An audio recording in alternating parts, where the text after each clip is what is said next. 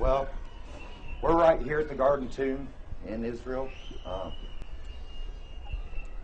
This is where we started digging with my father, Wyatt. When we first came here, it was full of garbage and trash and broken glass, dead animals. And my dad kind of went to the people here and he said, hey, I would like to clean that out for you, is how we started it. And so we cleaned it out, and then we sort of kept going. And we started finding pottery, and we found some Roman glass. And my dad believed that the Ark of the Covenant was in this area. We found 4 cross holes here, 3 up above. Over here, there's some cutouts in the rock where we think they may have placed signs that said, like, you know, where he was crucified, the King of the Jews, and the 2 thieves on either side. And then as we dug down, there was a big rock, a huge rock in the cave. And we climbed over it every day. And we started getting really sore knees and bruised up from it. And so one day I tried to move it, and it moved a little bit, and so I brushed it off. We always took turns. One guy would carry the buckets of rocks up and hand it to the guy on top. And so I was inside that time, and Dad was down further digging. And I brushed the dirt off, and there was a big plug in the rock. And you could tell it was stuck there. There was a crack all around it. We knew something was in it. And so I yelled at my dad to come up and take a look. And he did, and we pried up this rock, this plug out of the rock. And inside there was a Roman coin from Tiberius's time, which is the time of Christ. And which was very, very exciting to us. When we did that, that was our last day on the dig that time, when we were going to fly home the very next day. And so we prayed about it, what we should do. Should we just leave it there and let somebody else come in and maybe take it or whatever, or not?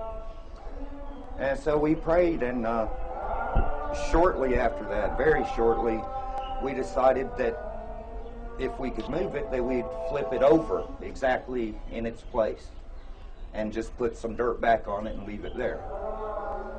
And it stayed there until last year, sometime around September. There were other people here digging to see if they could find the Ark of the Covenant or the chamber that it's in. And somehow they hoisted it up with a bobcat with a strap, and they lifted it up, and they don't know what happened to it, at least the last I heard. The other 3 cross holes on the other side of this dig, we don't know if they're still there or if they're torn up now also. We hope they're still there, because it would mean a lot to Christians everywhere to not have those destroyed, because it seemed just like how it's described in the Bible, with a thief on each side, or a murderer and a thief, and Jesus in the middle. And we're pretty much convinced this is the place where Christ was crucified, and that's why we started digging. And my father did the dig to. The only reason he did the dig is to prove that the Bible's accurate, so Christians can, have a good foundation belief in that the Bible's true. And that's why my father's digging. He wasn't doing anything for money. He was doing it to get the truth out. And the whole reason my dad got into archaeology at all was because he didn't like people, how they would do away with the miracles, like the Red Sea crossing site and Noah's Ark and things. They say that the Red Sea crossing happened in the Sea of Reeds, which gets ankle deep sometimes, and that a flash flood killed all these people, the whole Egyptian army. And it was ridiculous to my father, and it made him angry that people would make up things like this with no evidence whatsoever. It's just guessing with seemingly no motive to think that. We dug many years here. When you dig here, you dig the big hole, but when you found the cross hole, you have to crawl under, because the hole was not that big as we can see here today. So you have to crawl under the earth? Yes, we went down, straight down here, where this little dip is in the rock, and there was a handle carved out of the rock where you could put your hand in or a rope and grab it. And so we went straight down, and we started coming over this way towards the chapel a little bit. And then we decided no, because it was all loose stuff, and it wasn't, it seemed like we found more like broken pottery and trash this way, but we went along over that way because of the 3 cross holes that we found. So you were crawling under the earth, yes. Yeah. Okay. And yeah, we didn't have it tall enough to stand. We had to crawl, and it was very dirty, and the hole filled up with flies and mosquitoes, and it was very hard work. But then you did something strange. You just broke into the mountain. Yes, we went along under the ground right beside this mountain here. And we didn't know exactly which direction to go.